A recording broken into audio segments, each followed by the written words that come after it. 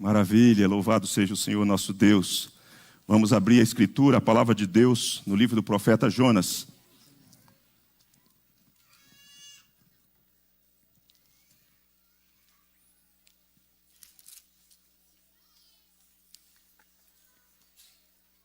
Acolhemos com carinho todos os irmãos e amigos que estão nos visitando nessa manhã. Vocês são todos muito bem-vindos à família IPG2. Que Deus te abençoe nessa manhã, se sinta bem à vontade em o nosso meio. Jonas, capítulo 1, versículo 17. Assentado como vocês estão, eu lhes convido a me acompanhar na leitura do texto, que diz assim: deparou o Senhor um grande peixe, para que tragasse a Jonas. E esteve Jonas 3 dias e 3 noites no ventre do peixe. Vamos repeti-lo juntos? Vamos. Deparou o Senhor um grande peixe para que tragasse a Jonas. E esteve Jonas 3 dias e 3 noites no ventre do peixe. Senhor Deus, é a tua palavra, poderosa, inspirada, que o Senhor Deus soprou e nos agraciou com ela. Que ela cumpra o seu papel nessa manhã de instruir, informar, consolar, admoestar, encorajar, e que ela glorifique o teu Filho Jesus nessa manhã e edifique a igreja. Toma-me nas tuas mãos, manuseia-me conforme o teu querer, em o nome do Senhor Jesus. Amém. Deus controla tudo. Eu quero começar com você nessa manhã, compartilhando com vocês 2 citações. Uma citação de um teólogo americano e uma citação de um teólogo brasileiro. A primeira citação é a citação do teólogo americano, que diz assim: se você aceita a existência de Deus e a ressurreição de Cristo, um milagre muito maior, então não há nada particularmente difícil sobre a leitura literal de Jonas. Se você é crente que crê nas Escrituras, que tem as Escrituras como palavra de Deus, e crê na existência de um Deus autônomo, livre, poderoso, que criou todas as coisas do nada, e se você acredita na ressurreição, o milagre da ressurreição, que aliás é um evento que define se uma pessoa é cristã. Se você não crê na ressurreição, você não é cristão. Então, se você diz que crê na existência de Deus e na ressurreição, então não há nada particularmente difícil sobre a leitura literal de Jonas. O peixe engoliu Jonas mesmo. Alguém tem dúvida? O cristão contemporâneo, irmãos, que tem a Escritura como palavra de Deus inspirada, não tem crise com a passagem lida. Não tem crise. Não tem crise. Se as pessoas pensam que vão zombar de nós e tripudiar de nós, nós é que zombamos dos céticos. Nós somos crentes no Senhor Jesus e cremos na palavra de Deus. A segunda citação do teólogo brasileiro diz o seguinte: o livro de Jonas nos fala não apenas a respeito da existência de Deus, mas da soberania de Deus na história. Vou repetir: o livro de Jonas nos fala não apenas da existência de Deus, mas da sua soberania, do seu controle, o seu governo na história. É interessante você ver isso, porque no livro de Jonas, o personagem não é Jonas. O personagem, para que você coloque os olhos, não é o peixe. O personagem não é mesmo os ninivitas. O personagem é Deus, que está controlando a história e todas as coisas. Nós precisamos olhar para este livro, ver no começo do livro, no desenrolar do livro, no final do livro, esse governo de Deus que deve trazer sossego para a sua alma, para que você coloque a sua cabeça no travesseiro da soberania e da providência de Deus e descanse no Senhor nosso Deus. Mas veja bem, o profeta Jonas, ele preferiu morrer para não cumprir a missão de Deus. Ele preferiu ser lançado no mar do que se arrepender e dizer para Deus: então Deus, eu irei cumprir a missão. Mas o Deus que controla tudo não desistiu de amá-lo. Um homem que virou as costas para Deus. Um homem que não quer cumprir a missão de Deus, que não quer executar o propósito que Deus tem para a sua vida, que foge. Deus, entretanto, o Deus que controla tudo, não desistiu de amá-lo.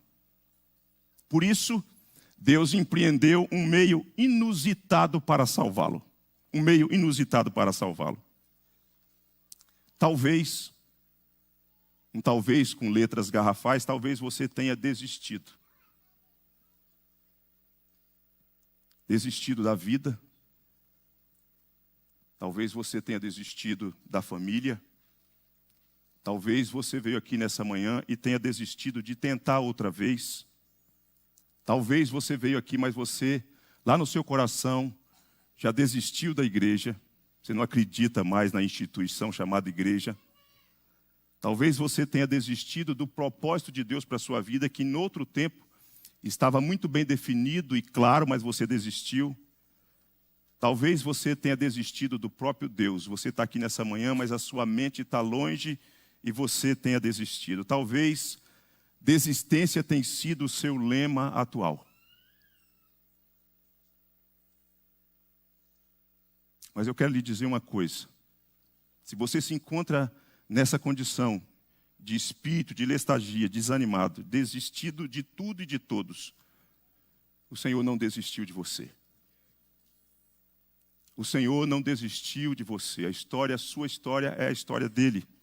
O Senhor te ama e por isso Ele fará de tudo para restaurá-lo. E Ele tem os meios para fazê-lo.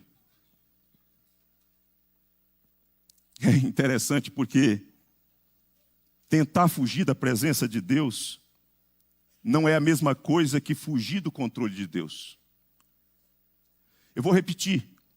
Tentar fugir da presença de Deus não é a mesma coisa que fugir do controle de Deus. Às vezes a gente envereda por uma rota, por um caminho do subterfúgio, da fuga.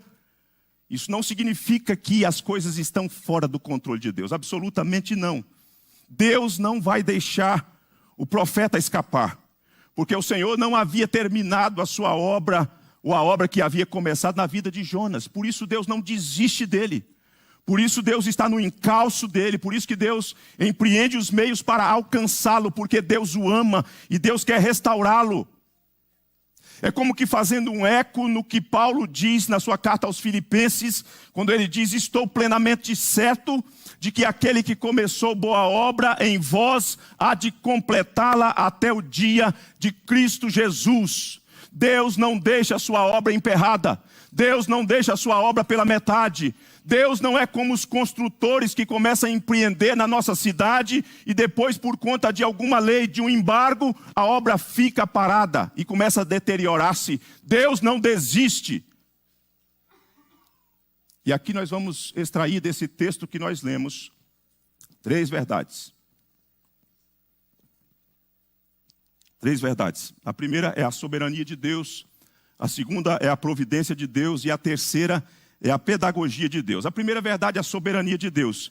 Vejam você no texto, fique com a sua Bíblia aberta, porque talvez você olhe para um único versículo e fale assim: já o li, já sei, já aprendi desde que era pequeno lá na classe Cordeirinho de Cristo. Mas é preciso olhar. Eu intentava avançar para o capítulo 2, porque entendo que esse versículo faz parte do 2, mas quando eu me debruçava essa semana em oração, diante de Deus, de joelhos, eu falei: eu não posso seguir sem antes repartir as 3 verdades que estão nesse texto com a igreja. A primeira é a soberania de Deus. E diz assim o texto: deparou o Senhor um grande peixe. Deparou o Senhor um grande peixe. Eu acho que é importante trazer uma definição da soberania de Deus, que eu reparto com vocês nessa manhã sobre o teólogo J. Pack. Ele diz assim: o domínio de Deus é total. O domínio de Deus é total. Ele decide à medida que escolhe e executa tudo aquilo que decide.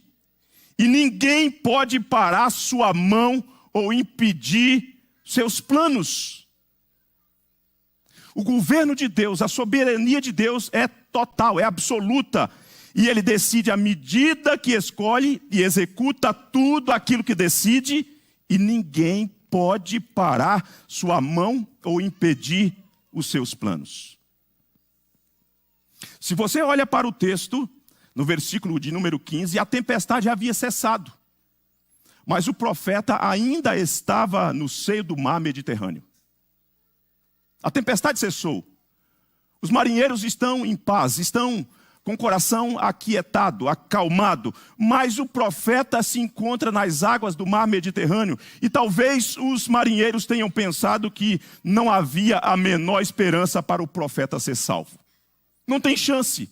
Não é possível, diante desse volume de água, deste homem que foi lançado nos mares, escapar. Não há salvação para este homem. Agora, irmãos, muito cuidado aqui. Não deixem se distrair com o peixe. Existe uma grande possibilidade que você se distraia e coloque os teus olhos no peixe, no movimento do peixe, no que o peixe vai fazer, no que o peixe vai executar. Preste muita atenção agora, sabe por quê? Você precisa olhar com deslumbramento para aquele que atua no peixe. Não é o movimento do peixe, não é o fato de que o peixe engoliu Jonas e abrigou Jonas 3 dias no seu ventre. Você precisa ficar deslumbrado com aquele que atua no peixe, no instinto do peixe. Aqui é com aquele que está no controle do peixe. Aquele que fez o peixe subir e vir à superfície para executar um projeto maior do que aquilo que Jonas podia imaginar e os marinheiros também. O Senhor deparou um grande peixe. O deparar-se aqui seria uma expressão do tipo: Deus designou um peixe. Deus designou um peixe. Nós sabemos que o peixe era grande, porque o texto registra, mas nós não sabemos que tipo de peixe era, e isso não importa. Sabemos que o grande peixe foi um veículo de Deus, que estava sob o governo de Deus, que estava sob o controle de Deus. Sabemos que foi Deus quem aparelhou o grande peixe junto ao navio. Deus reina. Deus reina. Deus reina de modo absoluto. É Deus quem governa a natureza. É Ele quem atua no instinto dos animais. Quando Ele orientou Noé a construir a arca e a fazer todo aquele movimento, não foi Noé que saiu atrás dos animais para escolher. Deus atuou nos instintos dos animais. Os animais vieram porque Deus estava no controle. O que coube Noé é selecionar e ir abrigando cada animal dentro da arca. É Deus que atua. Toda a criação, ela se encontra sob o controle de Deus, sob o controle de Deus, sob o governo de Deus. O Senhor, Ele mostra o seu governo, Ele designa as coisas, Ele começa a história mostrando o seu poder, a sua sabedoria. E quem está efetivamente no comando, no desenrolar da história e no final da história, é Deus que está governando, queridos irmãos.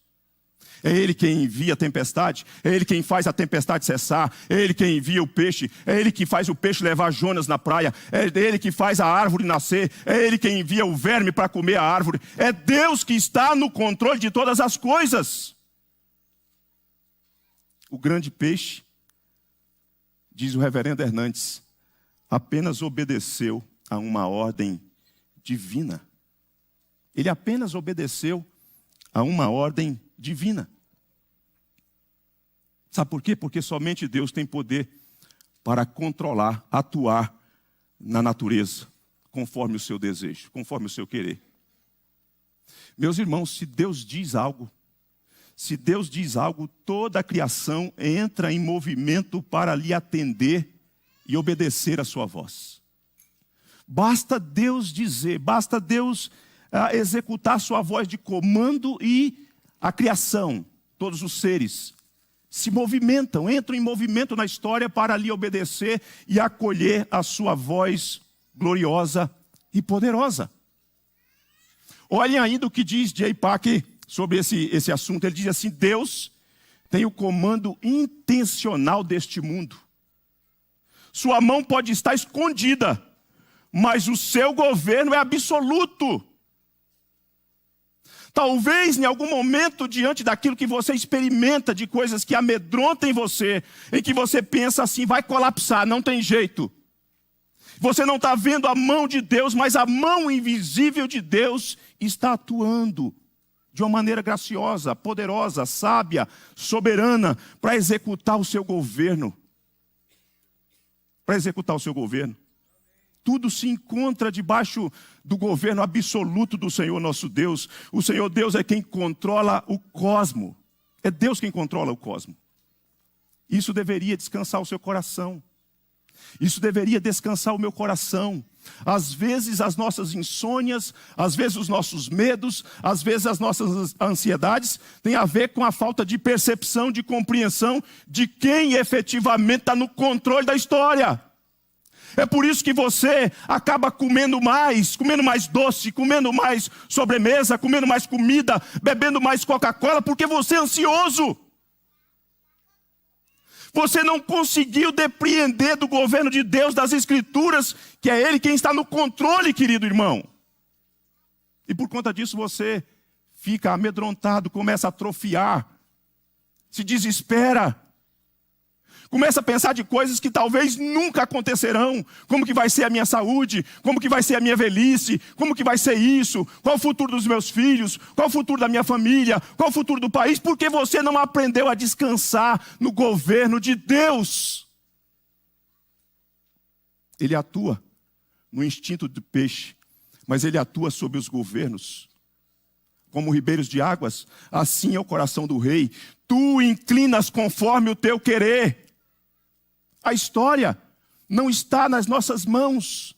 Nós não temos efetivamente o controle, o governo da história, nem da nossa própria vida, nem da nossa família, nem de um minuto sequer, nem de um segundo sequer da nossa existência, mas Deus tem o controle absoluto da história.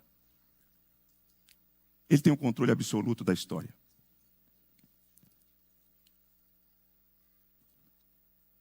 Deus deparou um grande peixe. Foi Ele que estava governando sobre o peixe.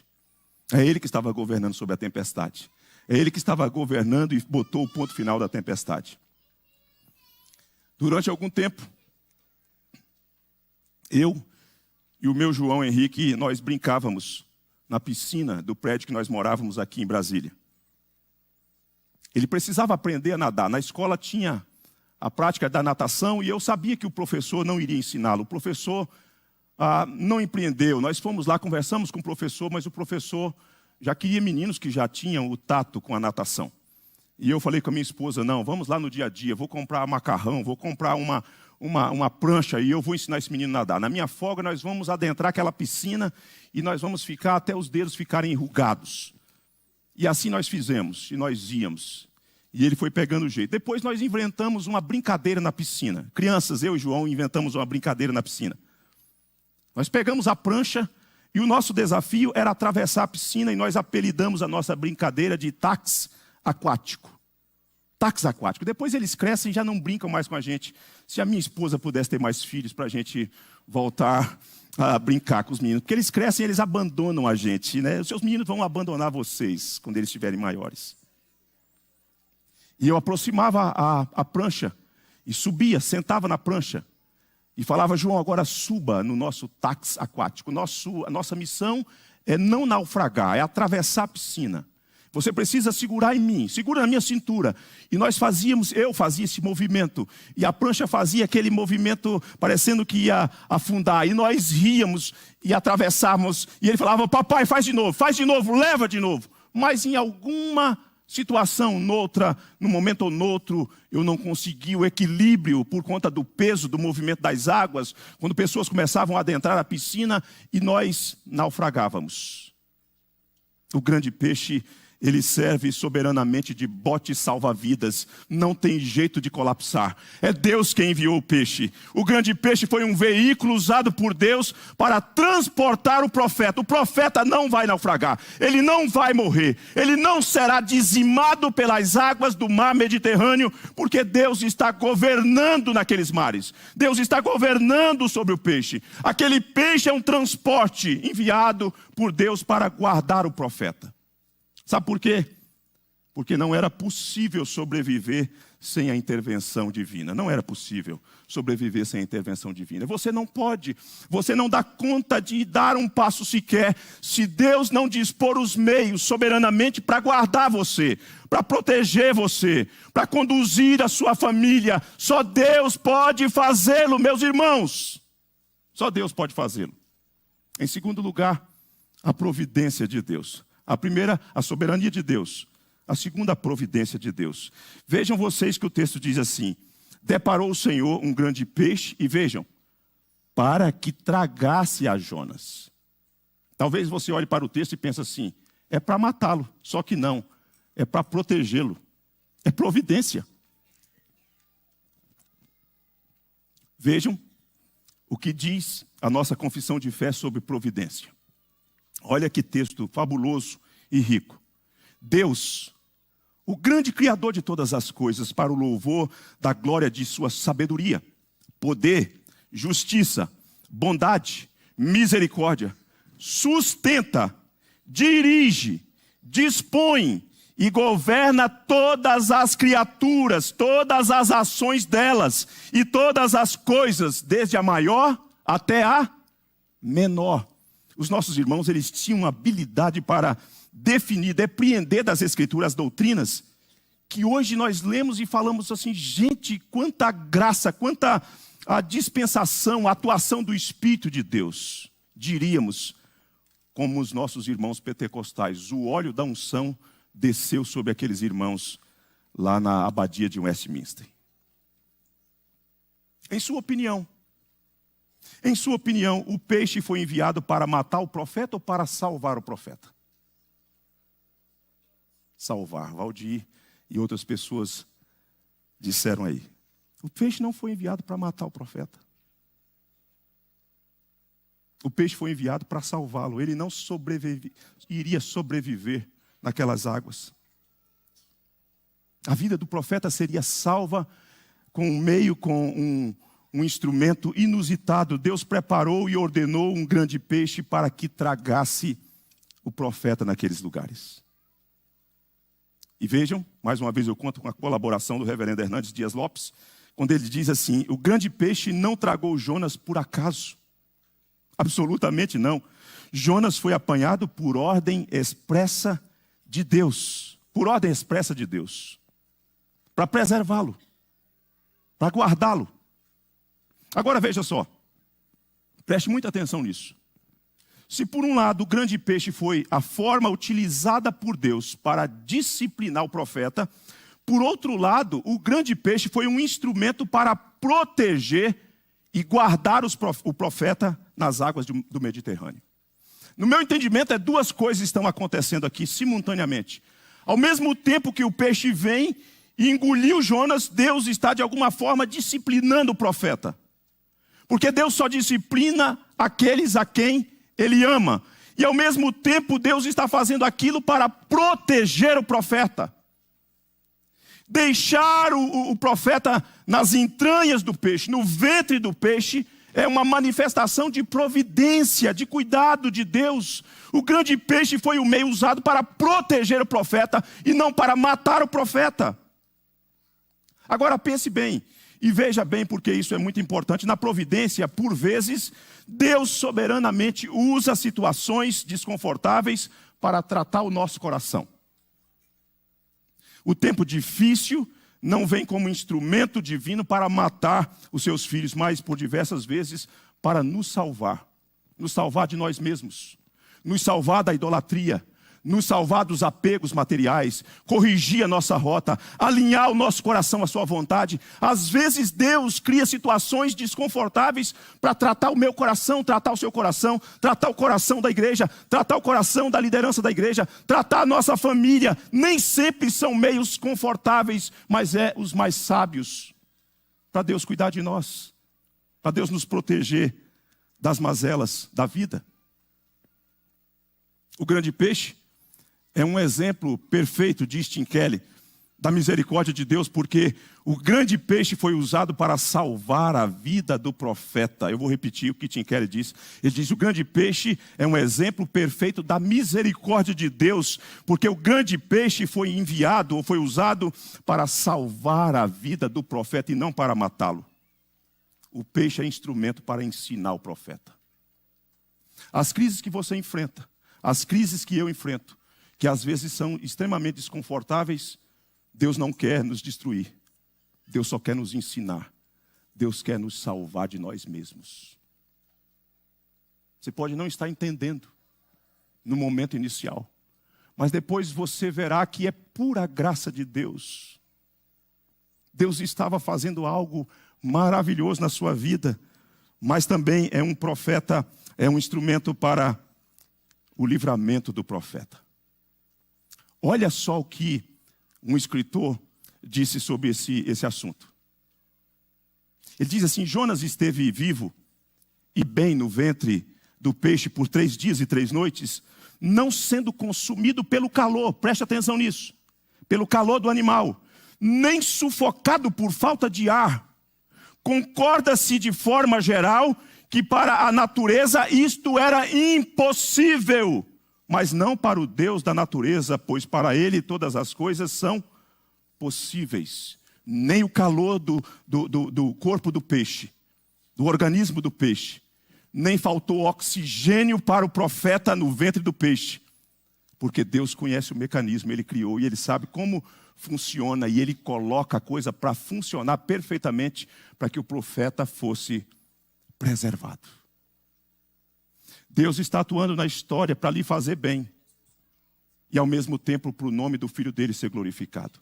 Deus está atuando na história para cuidar de você, para que você perceba que você tem mais valor do que passarinho, que você é mais importante do que passarinho. Deus está provendo meios, te cercando e às vezes impedindo você de ir para determinados lugares e para determinadas direções, porque Deus te ama, Deus conhece os caminhos, Deus conhece as curvas, Deus conhece as montanhas, você não vê, mas Deus vê, e Ele tem os meios para lhe preservar, querido irmão. É assim que Ele está fazendo com o profeta. Nós vimos, em primeiro lugar, a soberania de Deus. Em segundo lugar, a providência de Deus. Em terceiro lugar, a pedagogia de Deus. Vejam vocês que o texto diz assim: e esteve Jonas 3 dias e 3 noites no ventre do peixe. Esse tempo e esse espaço onde Jonas ficou confinado, trata-se da pedagogia de Deus, do jeito de Deus ensinar o profeta. Talvez o ceticismo da mente moderna contemporânea pergunte: Jonas de fato sobreviveu 3 dias e 3 noites dentro de um grande peixe? Sim. A resposta é sim, sobreviveu. Deus o preservou lá dentro. Deus o preservou lá dentro. Ficar 3 dias e 3 noites no ventre do grande peixe não é uma parábola. Não é uma parábola. Se você ler alguma literatura, se você ouvir algum teólogo liberal falando que isso aqui se trata de uma parábola, ignorem. É mensagem do diabo, do inferno. Isso aqui não é uma parábola, isso aqui é um fato histórico. Trata-se de um fato histórico que posteriormente serviria de símbolo daquilo que ocorreria com o Senhor Jesus. Eu vou repetir, trata-se de um fato histórico que posteriormente serviria de símbolo daquilo que ocorreria com o Senhor Jesus. Então nós temos aqui, irmãos, a pedagogia de Deus por intermédio do evento acontecido. A pedagogia de Deus aqui, ela alcança 3 aspectos. O primeiro aspecto é que Deus ensina pessoalmente. Deus ensina a pessoa que é alvo da sua disciplina. Deixá-lo no ventre do peixe por 3 dias e 3 noites, Deus está empreendendo o seu instrumento didático, pedagógico, para ensinar o profeta que não se deve fugir de Deus, que não se deve tentar fugir de Deus, não é possível fugir de Deus. Deus está ensinando pessoalmente, mas Deus está ensinando também, usando o meio didático-pedagógico, usando historicamente. Porque o evento histórico que haveria de ficar registrado, haveria de ser instrumento de Deus para ensinar para o povo de Deus sobre o perigo da rebeldia, da desobediência do povo de Deus na história. Cuidado para não desobedecer a Deus.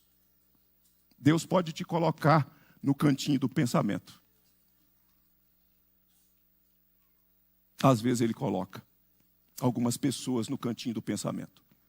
Eu penso que nessa congregação, nessa manhã, tem gente precisando experimentar o cantinho do pensamento. Às vezes Deus vai criar situações para você ficar ali de molho algum tempo, para que a sua soberba seja vencida, para que o seu orgulho seja vencido, para que a sua vaidade seja sufocada pela glória de Deus. Deus às vezes faz isso. Ele mostra na história como ele está conduzindo. Ele ensina por meio da história. Mas quando nós somos lerdos, letárgicos em obedecer, em aprender com a história, Deus então usa os mecanismos nos tempos atuais para nos ensinar. Terceiro, Deus ensina escatologicamente a sua igreja por meio desse evento. Sabe por quê? Porque Jesus falaria desse evento. Ele toma como fato histórico. Veja o que Mateus diz no capítulo 12, no versículo 40. Diz assim, o Senhor Jesus dizendo: porque assim como esteve Jonas 3 dias e 3 noites no ventre do grande peixe, assim o Filho do Homem estará 3 dias e 3 noites no coração da terra. Então agora o Senhor Jesus está pegando o evento histórico dos acontecimentos reais e históricos para ensinar escatologicamente sobre um evento que haveria de acontecer, não com Jonas, mas com o Senhor Jesus. Note que o Senhor Jesus, por meio da sua fala, o Senhor Jesus confirma a historicidade do fato. Jesus está confirmando que Jonas de fato esteve 3 dias e 3 noites no ventre do peixe. E Jesus vai tomar isso agora para ensinar sobre algo maior, sobre algo mais extraordinário. Jesus, ele reconhece o evento como um fato histórico, mas além disso ele toma como um símbolo escatológico daquilo que ele haveria de fazer e vivenciar para que a sua igreja fosse redimida. O que Jesus está fazendo e registrou, Jesus ensina que após a sua crucificação, sua morte, ele seria sepultado e ficaria 3 dias no seio da terra. Mas ao 3º dia, ele ressuscitaria de entre os mortos. Escatologicamente, é a pedagogia de Deus. Deus ensina a pessoa que está na rota de fuga, Deus ensina as pessoas que escutam a história daquilo que Deus fez, e Deus ensina sobre o evento maior que haveria de ser realizado na pessoa do Senhor Jesus. Na pessoa do Senhor Jesus. Eu quero, a partir de agora, destacar semelhanças de Jonas com o Senhor Jesus e contrastes que nós encontramos na pessoa de Jonas, no evento com Jonas com a pessoa do Senhor Jesus. Semelhanças. O que se passa com o profeta foram eventos históricos reais. O que aconteceu com o Senhor Jesus, quando ele morreu e foi sepultado e ressuscitou dentre os mortos, também são eventos e fatos reais. Sem esses fatos reais que aconteceram com o Senhor Jesus, não existiria igreja, não existiria razão para estarmos aqui nessa manhã. Por contraste, Jonas ficou no ventre do peixe por causa da sua própria desobediência. O profeta ficou confinado ali 3 dias e 3 noites, porque ele estava numa rota de desobediência a Deus. Mas o Senhor Jesus ficou no ventre da terra por causa da desobediência de um povo. O Senhor Jesus ficou confinado 3 dias no ventre da terra por causa da desobediência de um povo. E esse povo é chamado igreja. Esse povo sou eu e você. Jesus foi levado ao túmulo por conta dos meus pecados, dos seus pecados. Ele morreu a minha morte. Ele morreu a sua morte. É por isso que ele ficou. O justo, o puro, o santo, aquele que não devia, aquele que jamais desobedeceu a ordem do seu pai, assumiu e ficou no nosso lugar, foi o nosso substituto. E por isso ficou 3 dias e 3 noites no seio da terra. Foi a sua desobediência que levou o Senhor Jesus para a cruz. Foi a minha desobediência, foi a minha idolatria, foi a minha imoralidade, foi os meus desvios, foi as minhas mentiras, foi as minhas oscilações, são as minhas contradições, é o meu orgulho, é o seu orgulho, é os nossos pecados, são os nossos pecados que levaram o Senhor Jesus para a cruz, que fez com que o Senhor Jesus ficasse suspenso entre a terra e os céus, com os braços abertos e quase que sem condição de respirar, para que ele morresse a nossa morte, para que ele fosse sepultado como nosso substituto, mas no 3º dia conquistasse para nós eterna redenção. Foi o nosso pecado que fez com que o Senhor Jesus experimentasse o peso da ira de Deus, experimentasse a justiça de Deus, mas ao mesmo tempo fosse demonstrado o grande amor de Deus para com a nossa vida. Não se impressione com o peixe, se impressione com o Deus da história que mandou Jesus em nosso lugar, para morrer no nosso lugar. Agora veja só ainda, semelhanças. De modo miraculoso, o profeta foi preservado no ventre do grande peixe. Ele não experimentou, vou usar uma expressão que você deve conhecer, ele não experimentou corrupção, foi totalmente blindado. Assim também o Senhor Jesus não experimentou corrupção. Ele foi guardado pelo poder do Espírito Santo no seio da terra, ele não experimentou corrupção. Porque aquele que pairou sobre o caos, antes de trazer todas as coisas à existência, aquele que pairou sobre Maria e preparou Maria para que pudesse gerar o ente santo, é o mesmo que atuou no ventre da terra para preservar o Senhor Jesus, para que ele não pudesse experimentar corrupção e fosse erguido de entre os mortos e conquistasse para nós definitivamente redenção eterna. Bendito seja o Senhor nosso Deus.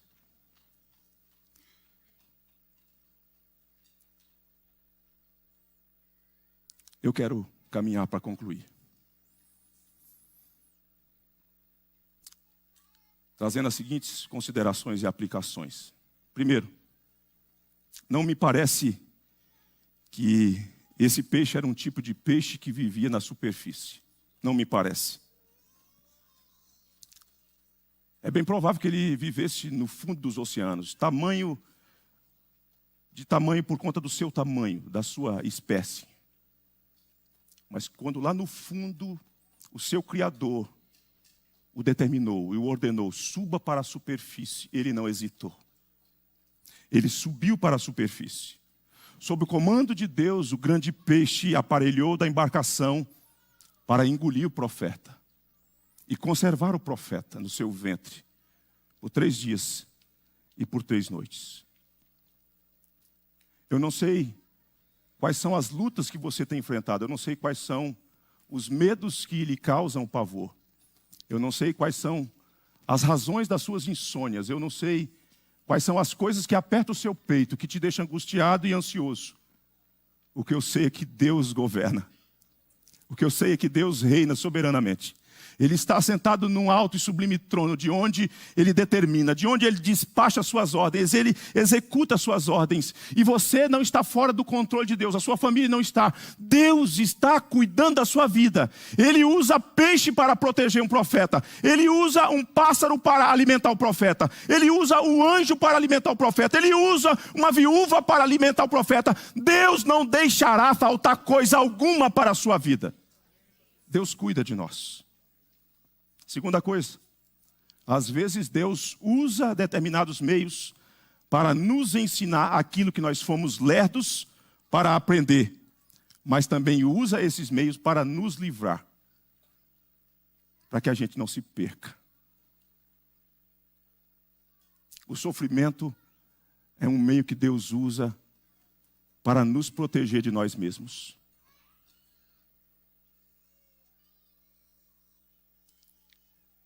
Terceiro, a graça pela qual o profeta desobediente é salvo, também é a mesma graça que Deus enviará aos ninivitas para salvá-los. A graça que Deus salvou você, a graça que Deus me salvou, a graça com a qual Deus nos alcançou, é a mesma graça que Deus endereça àqueles que você meneia com a cabeça e diz: não é possível. Não é possível. Essa mesma graça que te salva também é destinada aos rebeldes, aos homens maus que você classifica e que nós nos classificamos como que fazendo um corte da história deles. Quarto, depois de 3 dias e 3 noites, agora o profeta salvo, o profeta será um mensageiro definitivo para levar a mensagem aos povos. E o Senhor Jesus, depois de 3 dias no ventre do peixe, ele levanta-se e chama os seus discípulos, e chama a sua igreja, e comissiona a sua igreja: vão, debaixo da minha autoridade, e anuncie aos povos. Anuncie aos povos. IPG2, esse é o ano da missão da IPG2. É o ano da expansão. É o ano do repartir o evangelho. É o ano de ler novamente a vitória de Jesus sobre a morte, o triunfo de Jesus. E erguer e abrir a boca em alto e bom som e anunciar a salvação em Jesus Cristo. Há perdão em Jesus Cristo. Há reconciliação em Jesus Cristo. Há oportunidade para os ímpios em Jesus Cristo. Jonas, depois de salvo, de preservado, anunciou. Jesus, depois que foi erguido de entre os mortos, revestiu a igreja, comissionou a igreja. E, portanto, é a nossa vez, é a nossa geração, é o nosso tempo, é a nossa cidade. Anunciemos o evangelho santo do Senhor Jesus a todos os povos, para que os eleitos sejam alcançados, se arrependam dos seus pecados e se voltem para o Senhor nosso Deus e recebam vida em Jesus Cristo nosso Senhor. Levante, IPG2. Levante-se, família IPG2, e com base na vitória de Jesus, anuncie o evangelho. Sede firmes, inabaláveis e sempre abundantes na obra do Senhor, porque no Senhor a vossa obra não é vã, diz a palavra de Deus. Queira ficar em pé, por gentileza.